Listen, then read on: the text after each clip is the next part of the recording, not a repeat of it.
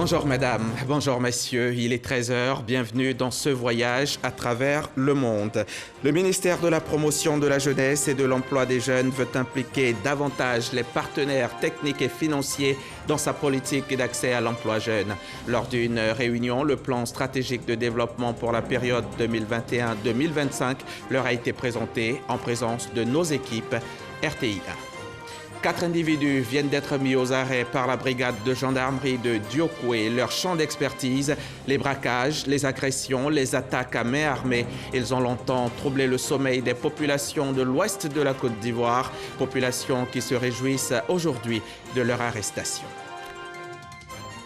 Des affrontements entre tribus rivales au Darfour ont coûté la vie à 48 personnes ces dernières 24 heures. Ces violences sont les plus meurtrières depuis la fin, le 31 décembre, de la mission de paix conjointe de l'ONU et de l'Union africaine au Darfour, un retrait qui avait vivement fait craindre une escalade aux habitants de cette vaste région.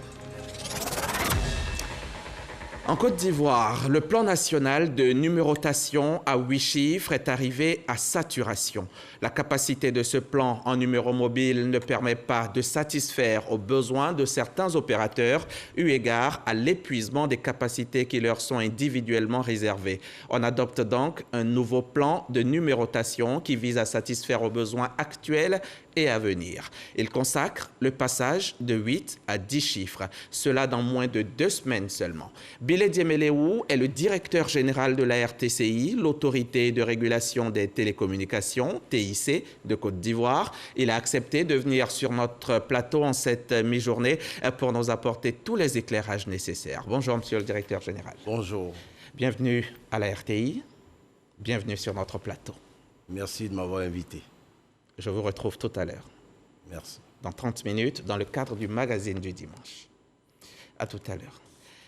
Dans sa vision d'impliquer un peu plus les partenaires techniques et financiers dans sa politique d'accès à l'emploi jeune, le ministère de la Promotion de la Jeunesse et de l'Emploi des Jeunes a organisé une rencontre, une réunion qui a permis de présenter à ces partenaires-là le plan stratégique de développement 2021-2025 que ces derniers ont approuvé. On en sait plus avec Franck Quadio.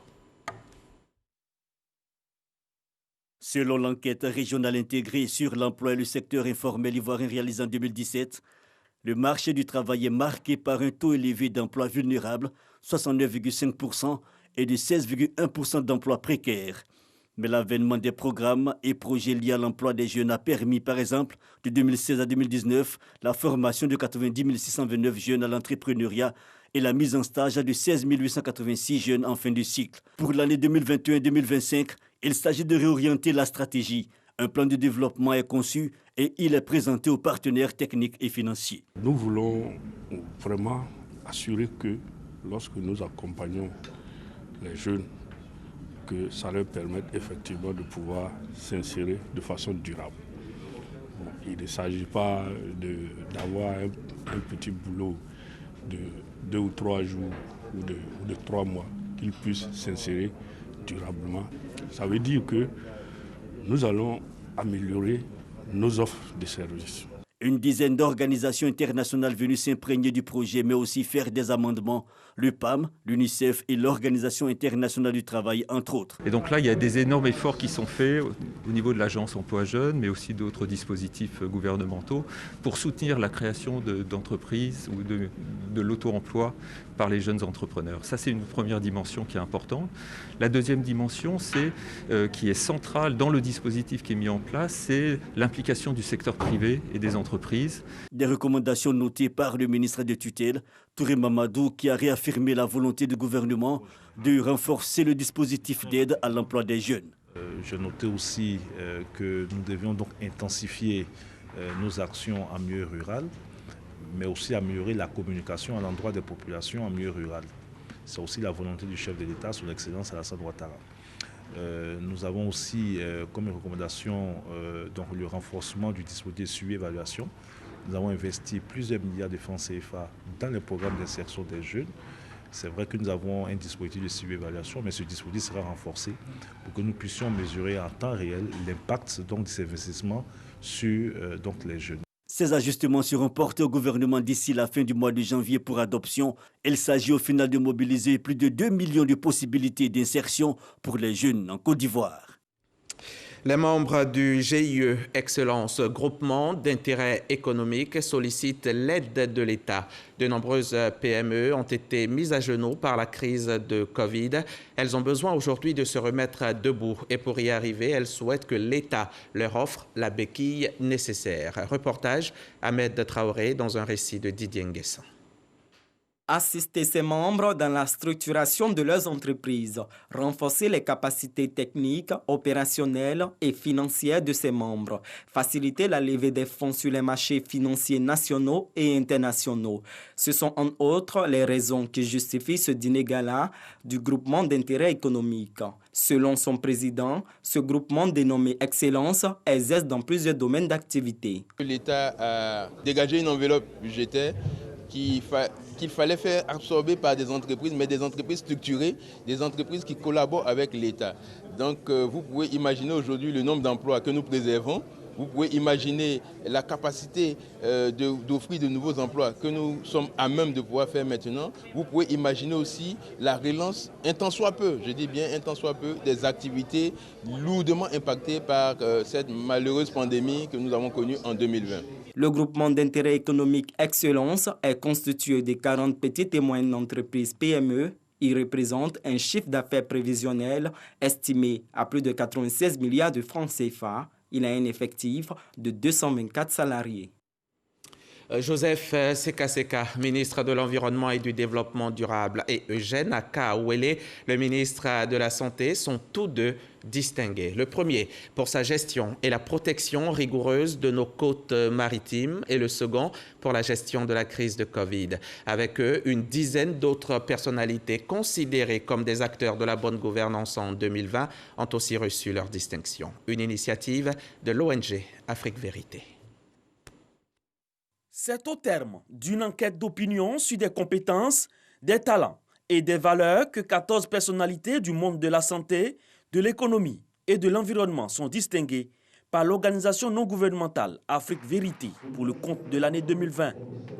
Des récipiendaires qui s'investissent au quotidien pour l'amélioration des conditions de vie des populations, selon les initiateurs de ces prix. Cette distinction symbolise pour nous la reconnaissance de votre dévouement à notre cher pays, votre persévérance dans le travail et les valeurs que vous incarnez. Avec ce prix, c'est un appel à faire en sorte que l'excellence soit au rendez-vous dans tout ce que nous faisons. Nous comptons aller plus pour pouvoir arriver à sensibiliser tous les prestataires en santé mère-enfant, tous les médecins gynécologues et faire de telle sorte qu'en Côte d'Ivoire, il y ait la qualité des soins et des soins humanisés. Au nombre des récipiendaires, le professeur Joseph Sekaseka, distingué meilleur ministre de l'Environnement de l'espace UEMOA.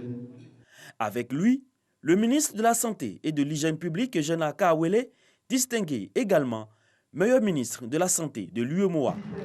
Ils sont distingués respectivement pour leur gestion rigoureuse de la protection de nos côtes maritimes et de la crise sanitaire liée à la Covid-19. Quand on parle d'environnement et de développement durable, il y a beaucoup de réalisations à faire, il y a beaucoup de problèmes à régler. Et nous ne faisons que commencer. Et cette distinction nous donne encore plus de tonus pour monter, pour aller davantage plus haut et toujours plus haut. Cette distinction des meilleurs acteurs de l'émergence 2020, initiée par l'ONG Afrique Vérité, est à sa 11e édition. Elle vise à promouvoir la bonne gouvernance à travers des actions concrètes en Côte d'Ivoire et en Afrique. C'est donc mission réussie pour ces acteurs de bonne gouvernance dans un contexte pourtant difficile, un contexte de coronavirus où l'éducation a été mise à mal, rassemblements interdits, économie au ralenti, nos vies empêchées.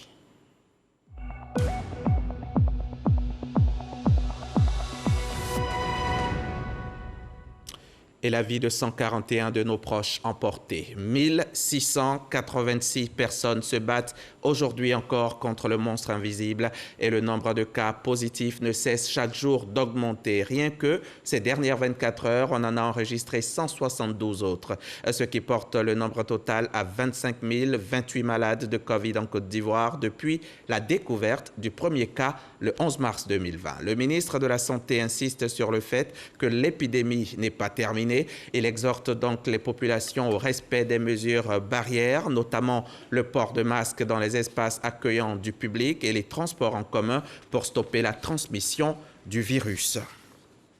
Il n'y a pas que le coronavirus qui menace notre santé. Ce serait une erreur de se laisser distraire par ce virus et perdre de vue les autres pathologies. C'est bien pour cela que le conseil municipal d'Avagou vient d'améliorer le plateau technique du centre de santé de la localité pour un investissement de plus de 15 millions de francs CFA. Le témoignage de Jean-Marc Djadji depuis Jacquesville. Du matériel biomédical pour le nouveau dispensaire d'Avagou.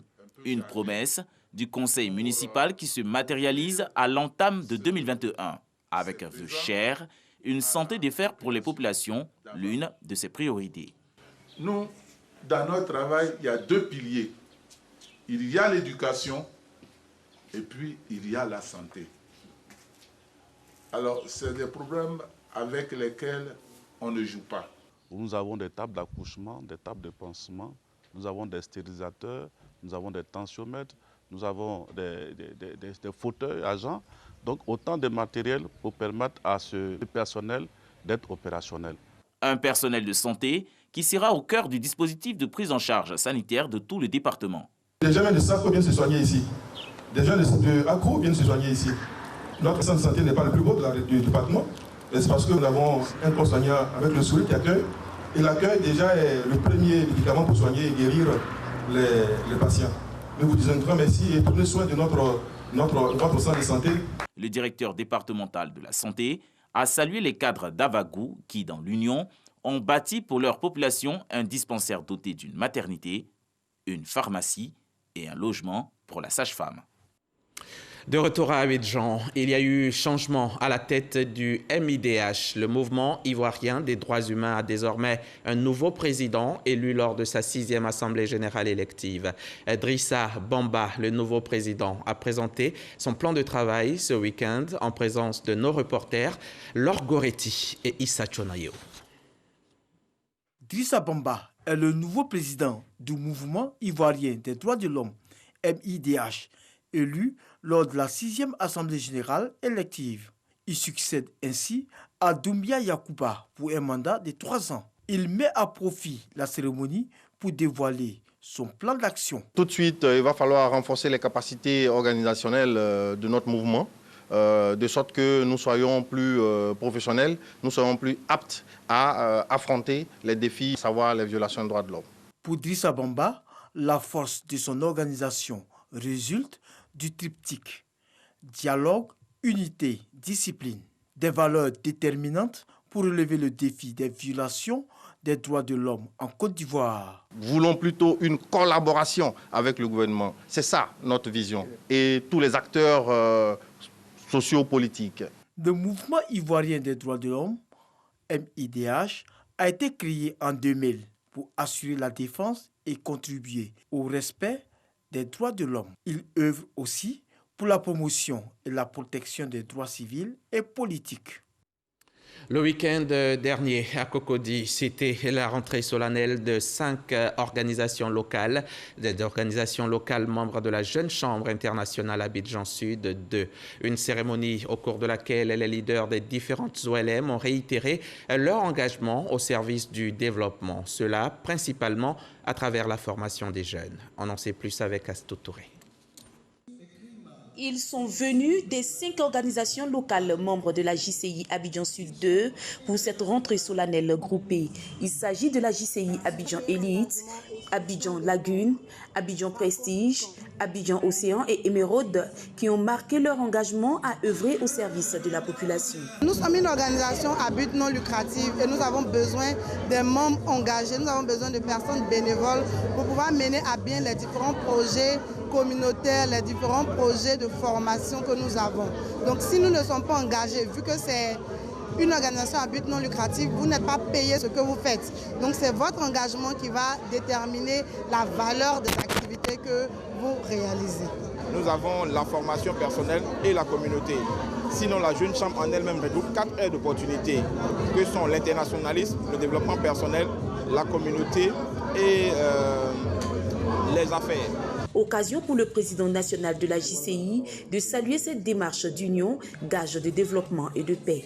Celui-ci nous encourage tous, non seulement à respecter nos engagements, à servir dans la loyauté et la fidélité notre chère organisation, mais également à demeurer toute notre vie et où que nous soyons des citoyens actifs. Aussi voudrons-nous donc saisir cette occasion du début d'année 2021 pour nous inviter à épouser pleinement la vision du mandat, promouvant nos valeurs par la durabilité de nos actions dans la communauté. En effet, impacter notre communauté nécessite que nous implémentions des actions durables qui se fondent sur les valeurs de la JCI. Ils se sont engagés à respecter la philosophie de la JCI. Pour marquer cet engagement, les différents membres ont reçu leur feuille de route, le tout dans une ambiance festive. On en vient maintenant au Pays Désert, le programme d'investissement rapide des régions, programme grâce auquel le Conseil régional du Nzi vient de recevoir plus de 4500 tables bancs et des milliers de kits scolaires à répartir dans les différents établissements scolaires. Le compte-rendu de Jeanne Toubé. On a voté pour lui. Sur le temps consacré à la reconnaissance, le président du Conseil régional du Nzi rend public le don du président Alassane Ouattara dans le domaine de l'éducation. Ce sont 4500 tables bancs offerts pour soutenir la politique éducative du Conseil régional du Nzi, une politique en cohérence avec la vision du gouvernement. C'est une contribution significative aux efforts de la région du Nzi dans un contexte où l'école, comme ailleurs en Côte d'Ivoire, affiche son dynamisme, en même temps qu'apparaît la nécessité d'accompagner les mécanismes qui assurent son illustration. Nous allons en faire bon usage de ce que nous avons promis au président du conseil régional du Nzi. Il y a que nous avons beaucoup de déficits au niveau des enseignants. C'est surtout la prise en charge de certains profs que nous allons recruter, que nous serons soutenus par le conseil régional et disons les collectivités locales. 1500 kits scolaires ont également été offerts au conseil régional du Nzi à distribuer aux enfants du primaire dans les départements de Bokanda, Kwasi-Kwassikro et d'Imokromem, chef-lieu de région, selon les besoins de chaque inspection de l'enseignement primaire.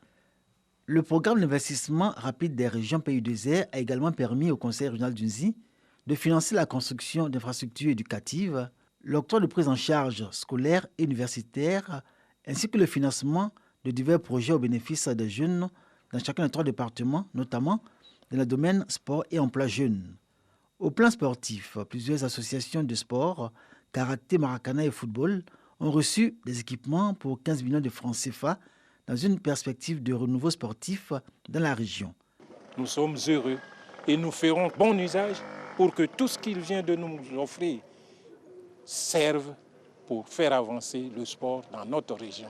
130 jeunes sélectionnés dans plusieurs localités des 3 départements ont obtenu des permis de conduire pour les aider à l'autonomisation dans une perspective d'insertion socio-professionnelle. Le président de la République est clair. Il faut que nous occupions sainement nos jeunes. On va aussi trouver d'autres occupations pour les activités agricoles. Et c'est pourquoi je tiens à créer des retenues d'eau dans toutes les sous-préfectures afin que les jeunes gens puissent mener des activités de production de maraîchers et de vivriers. On va les aider à organiser le circuit de commercialisation afin que vraiment chacun puisse avoir une occupation qui puisse lui permettre de nourrir sa famille. Le Conseil régional du Nzi est dans une dynamique d'action pour établir un rapport de confiance avec la population. Générosité, solidarité et écoute sont les valeurs autour desquelles Ngossan Kofi Lataï engage filles, fils et cadres du Nzi à tous œuvrer pour une région prospère et rayonnante.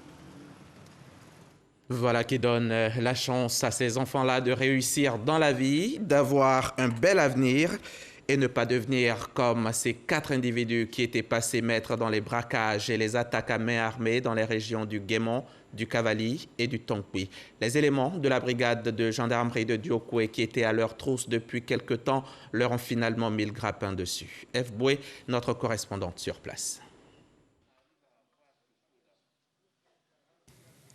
Fin des parcours pour ce redoutable gang. Ces malfrats ont été arrêtés par les éléments de la brigade de gendarmerie de Diokwe en collaboration avec la brigade de sécurité rurale 2. Âgés de 30 à 38 ans, ils étaient recherchés depuis longtemps. Auteurs de plusieurs attaques à main armée, attaques ciblées, braquages et autres méfaits. Ils opéraient principalement dans les régions du Guémon, du Cavali et du Tonkpi. On a été braqués sur la route de Fangolo. On a pris 8 millions là-bas. Après ça, on a été prendre une Mercedes encore. Bon, il y a des gens qui nous donnent des potions, qu'il y a quelqu'un qui vient avec l'argent. Maintenant, nous on s'avance et puis on s'en prend potion pour l'attendre. Dès que la personne arrive à notre niveau, il nous appelle. Nous demander, maintenant, nous on demande, il arrive à quel niveau. Maintenant, avant qu'on sorte, maintenant, moi je sors premier, je regarde sa potion. Maintenant, s'il voit qu'il est presque arrivé à notre niveau maintenant, je fais signe à l'autre, lui qui a arme là, maintenant, lui il sort. Si la personne, nous dit qu'il y a quelqu'un qui vient en l'argent, nous on casse sur en brousse. Si la personne arrive, nous on sort, on prend. Par une technique bien ficelée, mise en place par les gendarmes, un premier individu est interpellé à Diokwe. Le kidam passe aux aveux et dénonce ses complices, dont 2 qui résident à Man. Ils seront à leur tour interpellés à l'entrée de Diokwe sur l'axe Man-Diokwe grâce à un piège tendu par les enquêteurs. Ensuite, un 4e individu qui n'est autre que le receleur est arrêté à Diokwe. Les différentes perquisitions effectuées ont permis de saisir un pistolet automatique, un chargeur, des munitions de pistolet et de Kalachnikov, 3 motos et 520 000 francs CFA en faux billets. Ils ont tous été déférés au parquet de Guiglo pour répondre de leurs actes. Par ailleurs, le commandant de la compagnie de gendarmerie de Guiglo exhorte les populations à collaborer avec les forces de défense et de sécurité pour lutter efficacement contre la grande criminalité. Maintenant qu'on est débarrassé des méchants et que les routes sont plus sûres, de Diokwe, allons-y un peu plus loin, à Odiéné, à Sienso précisément. Sur place, le canton Sofa était en fête. C'était l'intronisation du nouveau chef El Hadj Adama Bamba, une cérémonie qui a réuni l'ensemble des filles et fils du canton. F. Boué a aussi fait le déplacement. El Hadj Bamba Adama est le nouveau chef du canton Sofa. Il remplace Kone Vakese, décédé il y a 2 ans. L'intronisation se déroule dans la localité d'Odiéné-Sienso en présence d'un parterre d'invités, d'élus, des cadres, des fils et filles du canton Sofa venus d'ici et d'ailleurs. Une fois les bénédictions prononcées par les guides religieux, les interventions du comité d'organisation et du conseil régional du Kabadougou plantent les décors. Puis, El Hadj Bamba Adama est officiellement installé sur son trône avec tous ses attributs. Le préfet des régions saisit l'occasion pour donner des conseils aux différents chefs Sofa afin de maintenir la paix et la cohésion sociale. Le chef de village comme le chef de canton, vous jouez un rôle important. Votre rôle, c'est de maintenir l'ordre public, la tranquillité dans les villages. À sa suite, le ministre Adama Kone, cadre du canton Sofa, parrain de la cérémonie, abonde dans le même sens et exhorte les Sofa à l'union sacrée autour de leurs chefs pour relever les défis liés au développement et à la sécurité. Quand on est unis, on est fort, on est écouté et on profite du développement. Je voudrais donc compter sur vous. De nos jours, il y a des choses d'insécurité qui se passent. Quand vous voyez quelque chose qui n'est pas normal, des individus, des personnes qui sont dans notre zone, qui ne sont pas recommandables, que vous ne connaissez pas, il faut porter ça à la connaissance des autorités. Le SOFA marche toujours dans la transparence, dans la tranquillité et dans l'honneur. Le tout nouveau chef installé entend donc œuvrer pour le rayonnement du canton.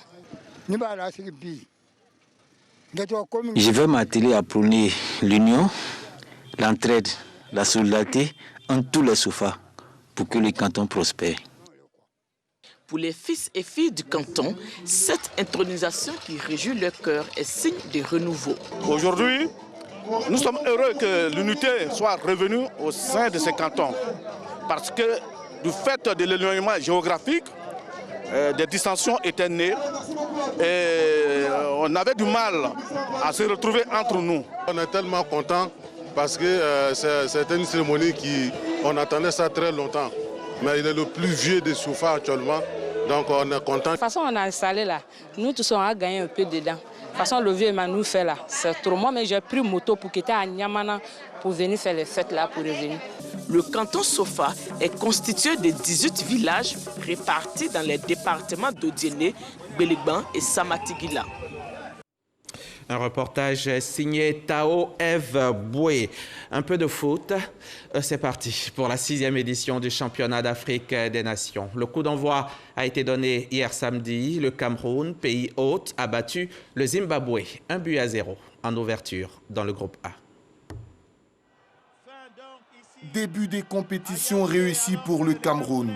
Opposé au Zimbabwe en ouverture du CHAN 2021, les Lions indomptables locaux ont eu du mal à trouver la faille. Malgré leur domination lors de la première période, ils ne réussiront pas à tromper le portier des Warriors, 0-0 à la pause. En seconde période, Jacques Zoa et ses coéquipiers multiplient les offensives et obligent les Zimbabwéens à la faute. C'est finalement à la 73e minute, sur un coup franc, que Salomon Banga, sociétaire du Coton Sport de Garoua, d'un geste acrobatique, inscrit le seul but du match. Mardi prochain, le Cameroun sera face au Mali et aura la possibilité d'assurer sa qualification pour les quarts de finale de la compétition. Et il faut ajouter que dans l'autre rencontre de ce groupe, les Aigles du Mali ont battu les étalons du Burkina Faso 1-0 également. Ce dimanche, dès 16h, la Libye affrontera le Niger et à 19h, les deux Congos croiseront le fer. Tous ces matchs sont à suivre sur RTI2, la deuxième chaîne du groupe RTI. Le football qui nous rassemble et nous unit. Pourtant, au Darfour, des affrontements tribaux et des attaques de milices viennent de faire au moins 48 morts. Les violences qui se poursuivent ont également fait 97 blessés. Le Darfour connaît une recrudescence d'affrontements tribaux qui avaient fait 15 morts et des dizaines de blessés fin décembre, soit quelques jours avant la fin de la mission de paix conjointe de l'ONU et de l'Union africaine, une opération de 13 ans.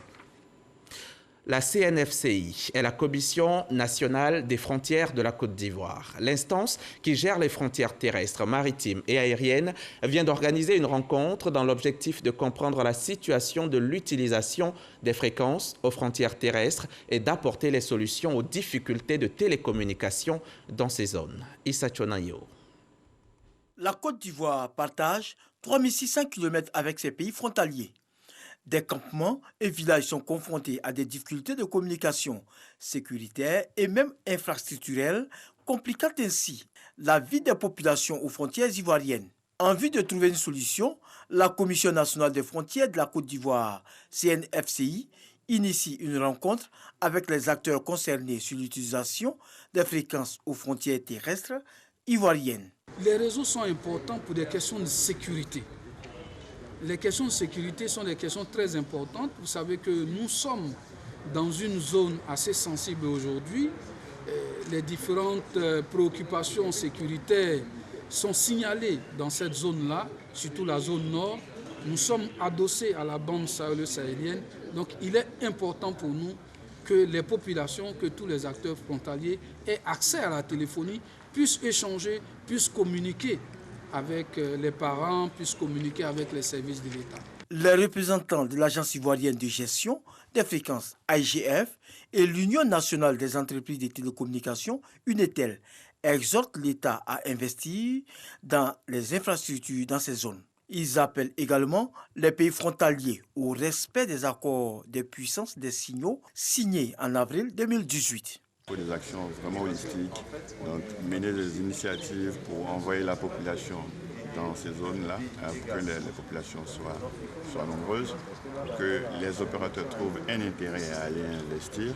Il faut des accompagnements de l'État. En accord avec l'État, nous faisons des plans de déploiement de ces zones en fonction de l'urbanisation et donc des données d'urbanisation que nous allons recevoir, des données économiques aussi que nous allons recevoir.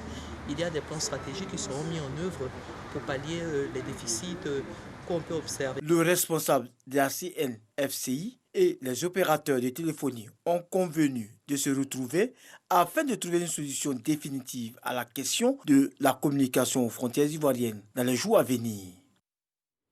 Et c'est la transition parfaite pour passer à la dernière partie de cette édition du 13h, le Dimanche Magazine. Dernière partie, mais partie tout aussi essentielle. Notre invité nous a rejoint, je vous l'ai dit à l'entame de ce journal. Nous recevons aujourd'hui le directeur général de la RTCI avec qui nous allons parler plan de numérotation. Monsieur Billet, suivons ensemble cet élément vidéo. On reviendra ensuite pour cet entretien tant attendu par nos millions de téléspectateurs. Dans 13 jours, précisément dans la nuit du 30 au 31 janvier 2021, les numéros de téléphone passeront automatiquement à 10 chiffres, contre 8 précédemment. Un basculement qui intervient 20 ans après celui de 2000. Mais pour quelle raison?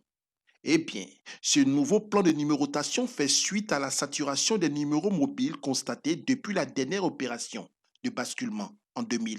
La capacité de la numérotation des 8 chiffres est arrivée à saturation avec ses 49 millions de numéros disponibles chez chacun des opérateurs. L'avènement des objets connectés et des services à valeur ajoutée rend quasi impossible le trafic des flux de communication, d'où la nécessité d'y remédier en basculant aux 10 chiffres. À partir donc du 1er février 2021, chacun des opérateurs aura une capacité de 100 millions de numéros et 10 milliards de numéros pour tous les services télécoms, avec une réserve suffisante qui peut aller jusqu'à 50 ans.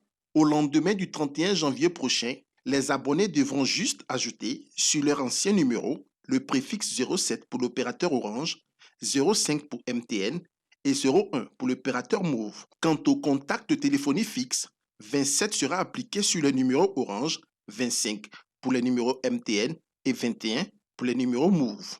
Si l'opération en lui-même est bien accueillie des abonnés, il s'interroge cependant sur la capacité à faire migrer manuellement tous les numéros inscrits dans leur répertoire de téléphone.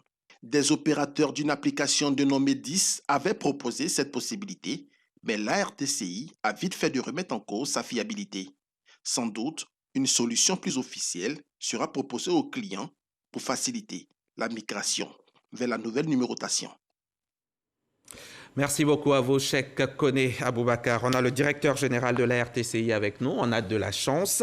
On va tout savoir sur ce plan national de numérotation qui, je le rappelle, c'est une prévision de numéros structurés de téléphone en vue de leur attribution cohérente aux entités concernées telles que les opérateurs, les fournisseurs de services à valeur ajoutée et les entreprises. N'est-ce pas, monsieur le directeur général? Tout à fait. D'accord. Je vais vous demander alors, on parle d'un nouveau plan de numérotation. Qu'est-ce qui va changer concrètement? Vous voyez déjà, nouveau, on vient de 8, on va aller à 10. Donc, une nouvelle façon de composer.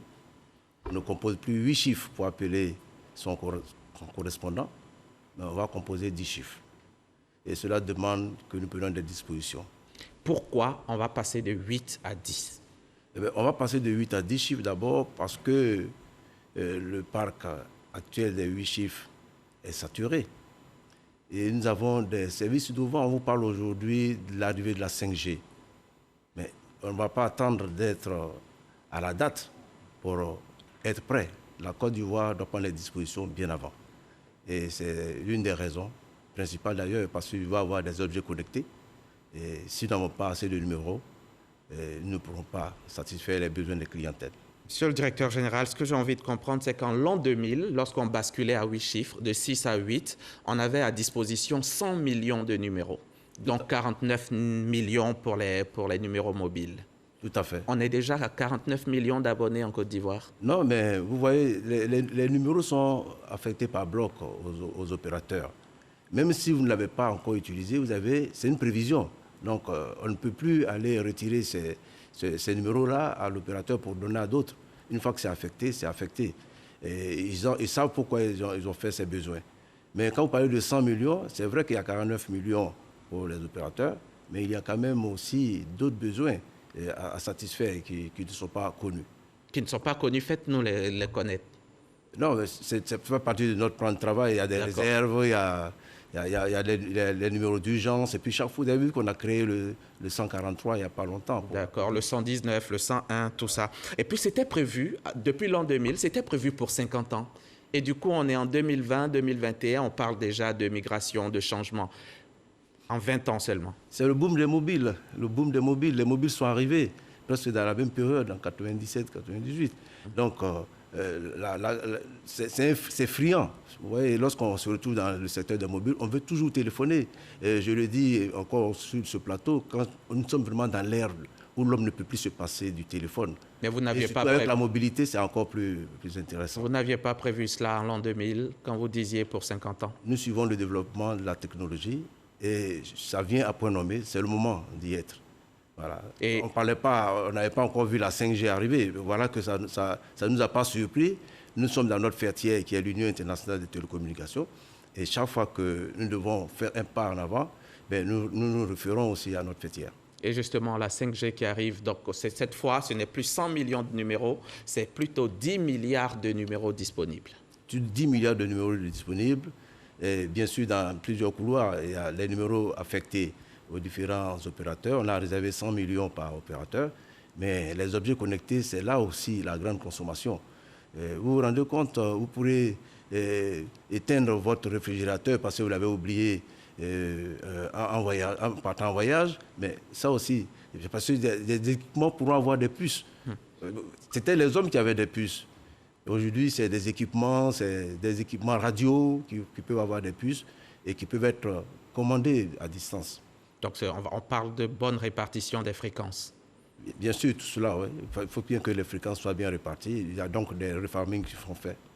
Tout à fait, c'est ce que vous appelez le refarming. Et puis, de façon pratique, comment ça va se présenter en termes de syntaxe?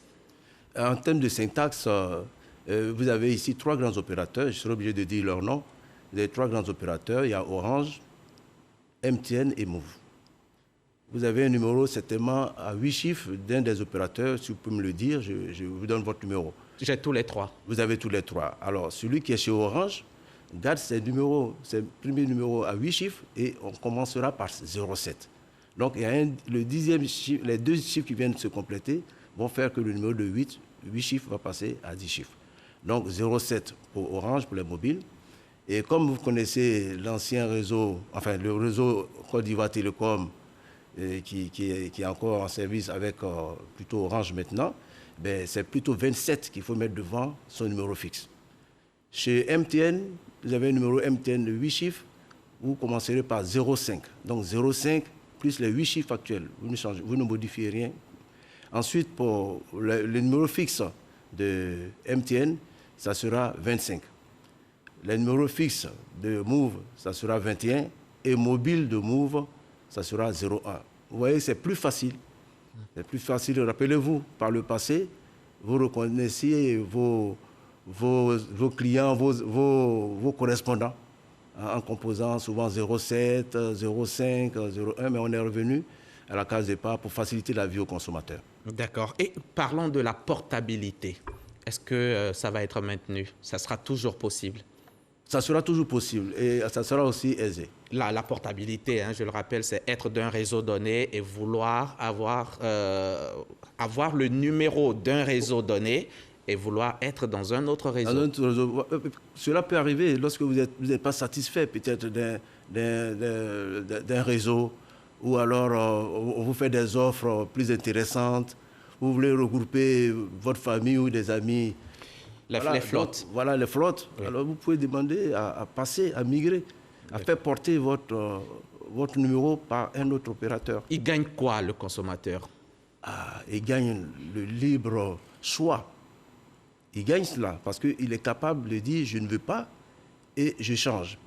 Ce qui amène l'opérateur, c'est lui d'ailleurs, il est obligé de tenir compte de la concurrence. Donc aujourd'hui, le consommateur a le choix. Il peut dire « mais tiens, je ne suis pas satisfait, je vais là ». Et il peut revenir, il ne reste pas définitivement. D'accord, ce qui doit poser un problème au réseau mobile, très certainement. Mais je veux dire, qu'est-ce que le consommateur lui-même il gagne dans ce passage à 10 chiffres? Le passage à 10 chiffres qui va se présenter devant le consommateur, c'est l'innovation. L'innovation. L'innovation. Je vous ai parlé de l'innovation, de l'arrivée de la 5G, et il faut être prêt avant. Et les IoT, je vais parler de WhatsApp, de Telegram, de Signal, ça va jouer dessus, nos numéros devront migrer aussi. Je voudrais aussi, avant de parler des IoT, vous dire que lorsque nous allons migrer, nous avons pris des dispositions de sorte que le consommateur puisse facilement modifier son répertoire. À partir d'applications que vous avez mises sur pied. Comment ça se passe? Où on les retrouve, ces applications? Vous allez les retrouver sur nos sites et puis sur les sites à téléchargement pour que vous puissiez vous-même modifier. Mais en ce qui concerne les IoT, c'est un peu différent parce que c'est un secteur un peu plus privé. Et donc, c'est à vous-même de modifier votre numéro. C'est-à-dire, si j'ai un numéro WhatsApp, pour le rendre à 10 chiffres, c'est à moi-même de le faire manuellement. De le faire manuellement. D'accord. Et la migration, vous venez de le dire, hein, ça va se faire dans la nuit du 30 au 31 janvier 2021. Et le coût des communications, monsieur le directeur général? Pas de changement. Pas de changement. Pas de changement. Ben, on peut profiter pour les baisser, par exemple. Ils sont trop élevés en Côte d'Ivoire, on dit. Oui, c'est l'impression que ça donne. Hein. L'impression, on le vit, monsieur le directeur général. Je vais vous dire pourquoi. Vous avez vu que avec ces bonus tous azimuts, nous avons constaté que les prix réels qu'on devait appliquer ne sont pas appliqués. Voilà. Alors, donc, on vous affiche des prix plus forts. Je prends par exemple, pour ce qui est de la voix, donc de la communication, le prix affiché en moyenne par les opérateurs est de 80 francs TTC par minute. Et le prix de l'Internet est de 1,9 francs TTC par mégaoctet en moyenne. Alors que nos études et tout ce que nous avons observé sur le marché, c'est différent.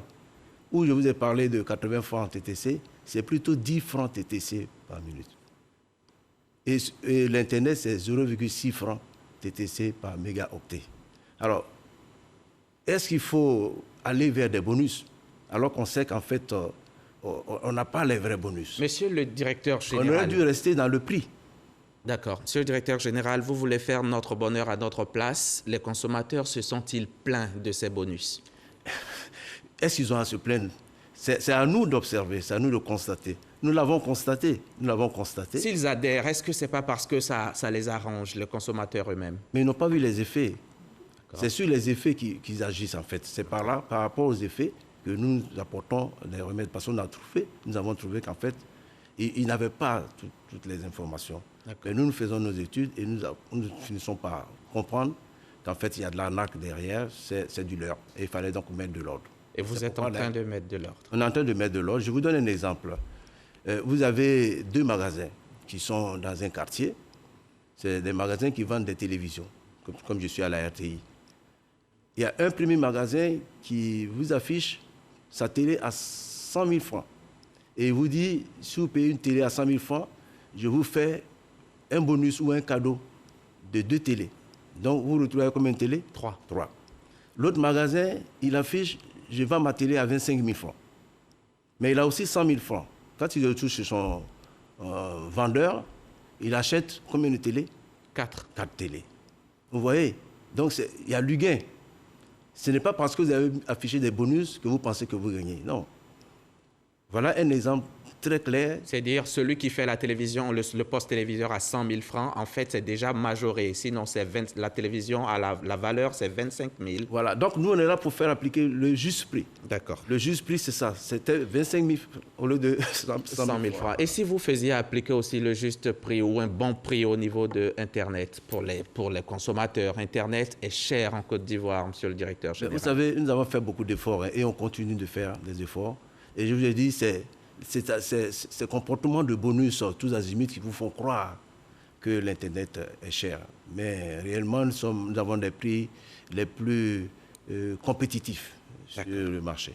D'accord. Et je vais revenir à la numérotation. Par rapport au caractère à données personnelles, données à caractère personnel, ils seront sécurisés? Elles seront sécurisées? Bien sûr, bien sûr. D'ailleurs, l'autorité de protection des données à caractère personnel, c'est la RTCI. Nous avons pris des dispositions, nous veillons à ce que cette sécurité soit pendant toute cette migration. Ce nouveau plan de numérotation sera valable combien de temps? 50 ans. 50 ans encore, comme vous avez dit la première fois en 2000. Mais vous savez, le développement du secteur, il est tellement exponentiel qu'on ne maîtrise pas tout. Il peut arriver qu'au niveau de notre fêtière, de l'UIT, on vous parle déjà de la 6G. Hein, on parle déjà de la 6G. On n'a même pas encore la 5G. Donc, dans 5 ans, peut-être qu'on va passer à 12 chiffres, monsieur le directeur général. Pourquoi pas? Pourquoi pas? Non, selon nos besoins. Il va coûter combien, ce passage de 8 à 10 chiffres? À la RTCI, à la Côte d'Ivoire, aux consommateurs, il va coûter combien? À la RTCI, juste la communication. D'accord. Juste la communication. Par contre, les opérateurs apportent quelques mises à niveau de leurs équipements. Et puis, ils ont aussi la communication à payer. Mais ce n'est pas le plus cher dans tout le réseau. Ils ont fait quand même quelques investissements pour appuyer ce passage, cette migration. Et les appels depuis l'extérieur? Ben, celui qui appelle l'extérieur, il fera comme d'habitude. Il va faire d'abord le plus ou le 00 plus le code du pays qui est le 225. Et cette fois-ci, il va ajouter 10 chiffres. Donc, il va mettre le 07 pour Orange à plus le numéro de son correspondant. 05 plus le numéro de son correspondant, en faisant bien sûr 00 ou plus 225. Et puis, j'essaie d'être juste pour ne pas dire que sur le plateau, il n'a parlé que de celui-là. Et 01 pour bien sûr Move. Voilà un peu les grands changements. Mais je voudrais vous dire que nous avons informé toutes les chancelleries. Nous avons été bien appuyés par le ministère des Affaires étrangères. Donc, toutes les chancelleries nous ont pris en compte dans leur plan de communication. Voilà. La RTCI est aussi concernée par les livraisons en Côte d'Ivoire? Oui, parce que la RTCI, c'est le régulateur de la Poste. C'est vrai qu'on dit télécom, mais nous avons aussi la régulation du secteur postal. D'accord. Et c'est une des raisons qui nous amène à regarder pour que le secteur aussi soit assaini et qu'il soit dans de bonnes conditions d'exploitation. Et quelle est cette taxation de 5 millions de francs CFA qui doit frapper des livreurs? En fait, nous avons fait une communication à la RTCI avec tous ceux qui sont dans le secteur postal. Il n'y avait pas que les livreurs. Et toutes les communications ce jour-là ont porté sur tous les régimes. Et il y a un régime qui ne les concerne pas, qui ne concernait pas les petits livreurs. Et ils ont pensé qu'ils étaient dans cette barque-là, alors que ce n'est pas ça. Donc, ceux qui sont concernés, c'est ceux qui font du transport de colis, du transport de paquets. Mais ils font du transport de colis, non, mais on sait les identifier, ils sont uniques, ils sont seuls. D'accord. Voilà, ils sont seuls, c'est pas des entreprises. C'est pas des entreprises. Et puis bon, vous savez... Et s'il y en a qui ont envie de prospérer, se faire une petite entreprise de 3 à 4 livreurs et tout? Mais c'est pourquoi on a demandé qu'ils nous rencontrent, pour qu'on étudie chaque cas. C'est pas pour les prendre en compte, c'est d'abord savoir qu'ils ont besoin d'être encadrés, d'être suivis, et pour que nous puissions les aider. Et d'être aidés financièrement aussi à améliorer leur... D'ailleurs, vous me tendez la perche là, j'ai eu une séance de travail avec le ministre Touré Mamadou. Et le ministre de la promotion de la jeunesse. La jeunesse, et qui m'a dit, mais tiens, c'est très bien, il va falloir qu'on continue, parce qu'on pourra aussi les aider. Vous voyez, ce n'est pas à moi de le dire sur le plateau, mais le ministre me l'a dit. Donc, le recensement qu'on fait, c'est peut-être pour eux, c'est bien pour eux, parce qu'ils vont pouvoir être sur un fichier qui va intéresser le ministère de l'Emploi. D'accord. Donc ce n'est pas le petit livreur, je dis petit parce qu'il est seul, le livreur qu'on voit communément dans la ville, mais plutôt de grandes entreprises. C'est les grandes entreprises et elles se connaissent, elles se sont mises d'ailleurs en conformité par rapport aux différents régimes. D'accord. Merci, monsieur le directeur général. Merci. Merci d'être. Je voulais profiter pour dire merci à mon cher ami, le DG. Le directeur général de la RTI, monsieur Fosseni Dambélé, que nous profitons, que nous saluons également. Merci, monsieur Blé. Merci bien.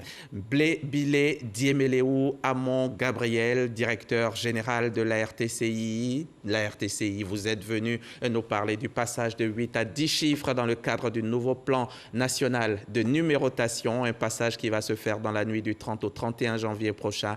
Merci d'être venu nous voir et bon retour chez vous.